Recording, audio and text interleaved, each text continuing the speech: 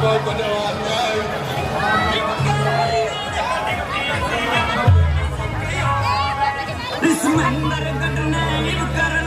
Number one बनावे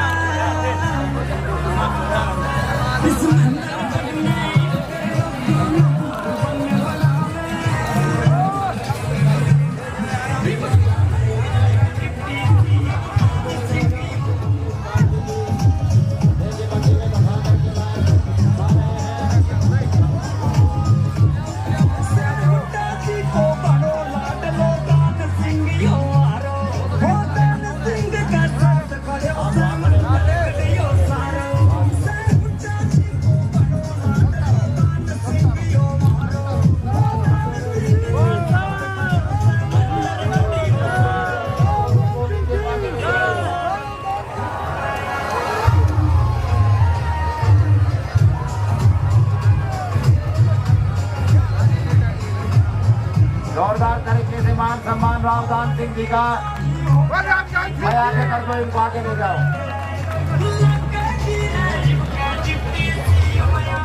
महाराज की, रावदान सिंह की, चौधरी भूपेंद्र सिंह हुड्डा की, श्री उदय चौधरी। अब मैं आपको भाई सुधीर जी से निवेदन करूंगा, एक बार मान सम्मान आकर के मान सम्मान करे। और भाई निवेदन है भाई से कि प्रोग्राम करम आपका प्रोग्राम 6:30 बजे का था, इसलिए ज्यादा देरी भी नहीं हुई है, लेकिन आगे लोग इंतजार कर रहे हैं। भाई प्रोग्राम को थोड़ा सा शॉर्ट में ले। भाई सुधीर जी आ जाओ जी। तालियों से स्वागत किया जाए। एक माता अजय बूढ़ी हमारे राजस्थान से डॉक्टर शिखा बराला विधायक आई हुई हैं, उनको भी पगड़ी पर आए। एक माता आ जाए।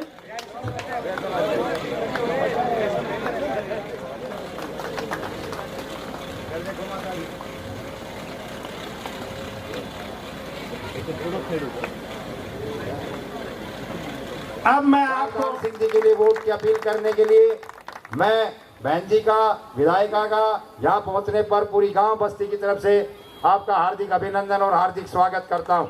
जोरदार तालियां बजा करके स्वागत करें बहन जी का।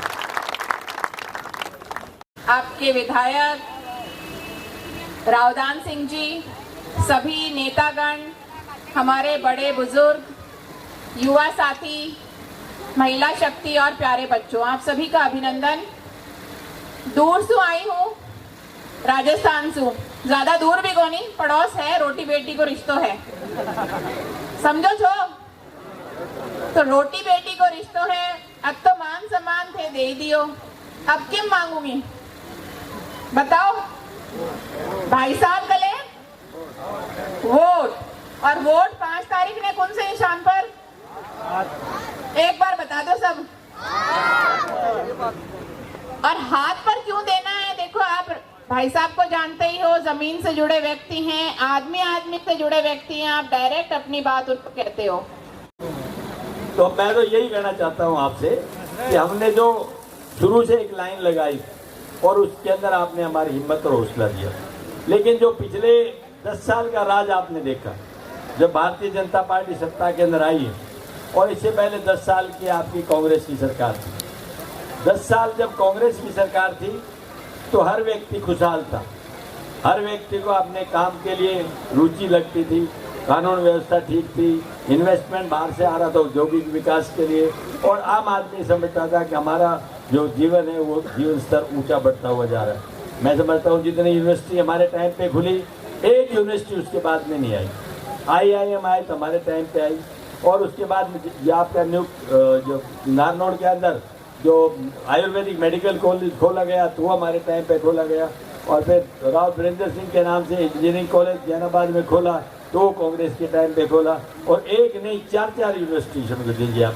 सेंट्रल यूनिवर्सिटी आई उसी टाइम पे आई, डिफेंस यूनिवर्सिटी आई उसी टाइम पे आई, इंदिरा गांधी यूनिवर्सिटी आई, अपने दक्षिण हरियाणा की बात करो, उसी टाइम पे आई।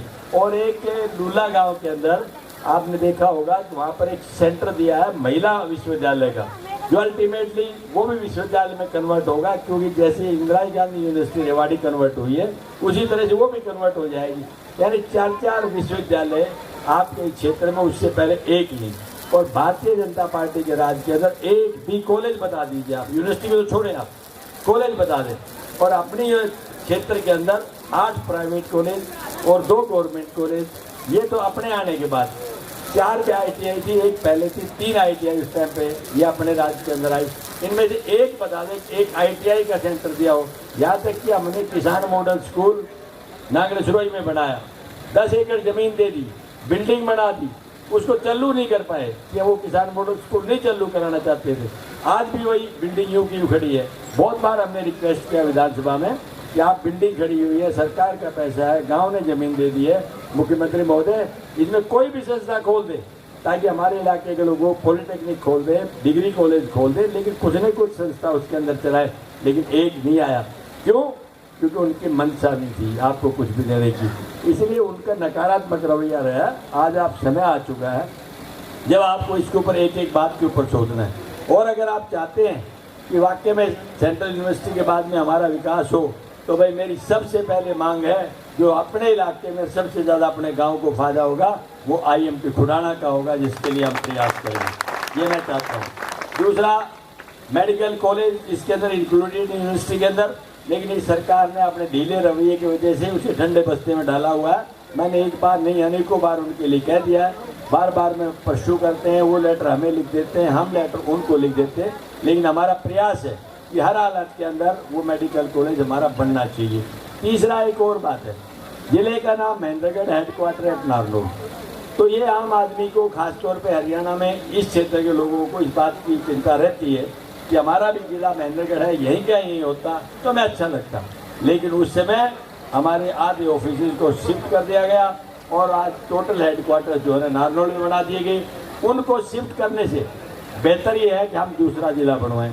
तो भाई हमारा प्रयास रहेगा, जैसे ही आपका राज आएगा कि सतनाली, महेंद्रगढ़, करीना एक जिला, अटेली, नारनौल और नांगल चौधरी एक जिला, ये हम बढ़वा के 2 दिनों के अंदर बात करेंगे आपकी। और बाकी जितनी समस्याएं हैं उनका मैं जिक्र बाद में करूंगा, क्योंकि अभी बहुत लंबा समय आगे हमें कई 4 मीटिंगें और रखी हुई हैं। अभी मैं ज़्यादा कुछ नहीं कहते हुए कुछ बातें जो कांग्रेस ने अपने घोषणा पत्र में जारी की है उनके बारे में ज़रूर जिक्र करना चाहूँगा, जिसके अंदर सबसे पहला एक ही है कि हमने 7 गारंटी दी, जिनके अंदर हम ये कहते हैं कि हम जो कहेंगे वो करेंगे। वो गारंटी क्या है? सबसे पहले है बुढ़ापा पेंशन, क्योंकि हम अपने बुजुर्गों का सम्मान करते हैं। पिछली बार 2019 में भारतीय जनता पार्टी ने जब चुनाव लड़ा और अपना घोषणा पत्र जारी किया तो उसमें उन्होंने कहा था कि हम 3100 रुपये हमारे बुजुर्गों को पेंशन देंगे, देनी थी अगले महीने से। अब वो 5 साल तक भी नहीं दे पाए, अब भी 3000 किया है उन्होंने, 3100 अभी भी नहीं है, 100 रुपये अभी भी कम है। कांग्रेस ये कहती है कि न 3100 न 5100, सीधे 6000 देंगे हम एक बुजुर्ग को, 2 आदमी को घर में 12000 मिलेगी। हमारी कोई बहन दुर्भाग्यशाली हो, उसको विधवा हो जाए, उसको भी 6000 देंगे। और कोई भाई हमारा एक्सीडेंट में अपंग हो जाए, उसको भी 6000 देंगे। और हमारी कोई बहन 18 साल से बड़ी है, उसके पास आजीविका की कोई साधन नहीं है, घर में खाना खाने के लिए उसके पास पैसा नहीं है, तो भाई उसके लिए 2000 रुपये रसोई खर्च के नाम से उसको भी दिए जाएंगे। इसके बाद ये बहन सुबह सुबह पहले चूल्हा जलाती, आज 1200 रुपये के आसपास का आपका सिलेंडर है। जब 400 रुपये का कांग्रेस में सिलेंडर होता था तो यही लोग भाजपा के कपड़े उतार के प्रदर्शन करते थे, हाय महंगाई। आज 1200 का सिलेंडर बोलते नहीं, तब डीजल पेट्रोल 45 और 50 था, तब शोर मचाते थे, आज 90 और 95 हो गया, बिल्कुल जिक्र नहीं करते।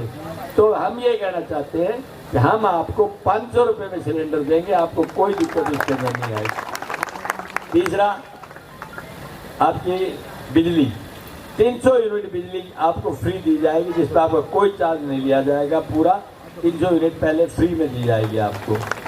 इसके बाद में आए BPL प्लॉट्स। जब हमारा राज था तो उस टाइम पे 9 लाख प्लॉट देने का टारगेट रखा था, 4 लाख प्लॉट दिए हमने और उसके बाद में आपने सत्ता परिवर्तन कर दिया, इन्होंने 1 इंच जमीन नहीं दी। आज कांग्रेस ने फैसला किया है कि हमारी सत्ता आते ही सबसे पहले हम उनको प्लॉट देंगे, लेकिन खाली प्लॉट नहीं देंगे, उनको 2 कमरे, 1 रसोई और 1 बाथरूम बना के देंगे ताकि वो अपने जीवन को अच्छी तरह से भाप सकें। और वही लास्ट में एक बात और कहना चाहता हूँ कि हर आदमी को अच्छे स्वास्थ्य की कामना रहती है। और कहा भी जाता है पहला सुख निरोगी काया। भगवान ना करे कभी हमें जरूरत पड़े, लेकिन हारी बीमारी किसी से पूछ के नहीं आती। भाई कोई भाई बीमार हो जाए और डॉक्टर के पास जाए और डॉक्टर यूँ कहे कि इसमें तो खर्चा आपका बहुत बड़ा आएगा क्योंकि ऑपरेशन होना है और इसके अंदर कम से कम 20-25 लाख रुपए लगेंगे, वो भाई मायूस होकर वापस आता है कि उसके पास पैसे नहीं है और उसके पास सरकार सिर्फ 5 लाख देती है, वो भी सबको नहीं दे पाती। लेकिन 5 लाख मिल भी जाए तो उसका वो कार्य बनता नहीं है। वो मायूसी के अंदर आके बदहाली पे आंसू बहाता है और भगवान से प्रार्थना करता है काश मेरे पास पैसा होता तो मैं भी यहाँ पर अपनी आजीविका बचाने के लिए ऑपरेशन करा सकता था। लेकिन आज जो ऑपरेशन के पैसे नहीं है, आर्थिक तंगी में मुझे अपनी जान वक्त से पहले जानी पड़ेगी क्योंकि मैं पल पल मर रहा हूँ और आपसे अलविदा कह रहा हूँ। तो मैं समझता हूँ ऐसी परिस्थितियों को देखते हुए कांग्रेस ने फैसला किया है कि हम आपको 25 लाख तक का इलाज कहीं भी कराएं हिंदुस्तान में। पहले ये सिर्फ पैनल पे बोलते थे कि जो हॉस्पिटल पैनल पे होगा उसी पे आप जाएंगे। इसके लिए हमारा कहना यह है कि हिंदुस्तान में किसी हॉस्पिटल में चले जाएं आप, जहाँ अच्छे से अच्छा इलाज मिलता हो। 25 लाख तक का खर्चा जो भी होगा वो उस टाइम की जो कांग्रेस सरकार होगी वो आपको देगी। और भाई लास्ट में जो है कि हम परेशान हैं जिस बात से, वो है परिवार पहचान पत्र, यानी हम कहते हैं परमानेंट परेशानी पत्र। वो सबके परेशानी है। तो भाई जिस दिन आपका राज आ जाएगा सबसे पहले उस परिवार पहचान पत्र को काट दिया जाएगा, उसके अंदर कोई काम नहीं है। ये मैं आपको बताना चाहता हूँ। और अब जो है मैं आपसे एक बात और कहना चाहता हूँ कि मैं जैसे सभा कर रहा हूँ, इस सभा के अंदर वोट की अपील हमने की है, आपने भी सुनी है। तो कहेंगे नेताजी, मगर हाँ जी, बोला वोट तो आपको दे रहे हैं। मगर जी अच्छा धन्यवाद। बोले ना, मैं फिर क्या बात है? बोला वोट की दे रहे लेकिन वोट की गिनती नहीं होगी। मैं क्यों नहीं होगी? बोला कोई ना कोई यूँ कह देगा, बोले इसने तो वोट दिए ही नहीं। तो मैंने कहा भाई एक बात पर बात कर लो, आप दे रहे हो, मेरे को दे रहे हो, मैं जानता हूँ और आप जानते हो। तीसरा आदमी कौन है भाई? तो भाई तीसरा आदमी नहीं है कोई, सीधा मेरा आपका संपर्क है। इसके ऊपर आप के बारे में सोचने की जरूरत नहीं। ये आपसे मैं कहना चाहता हूँ।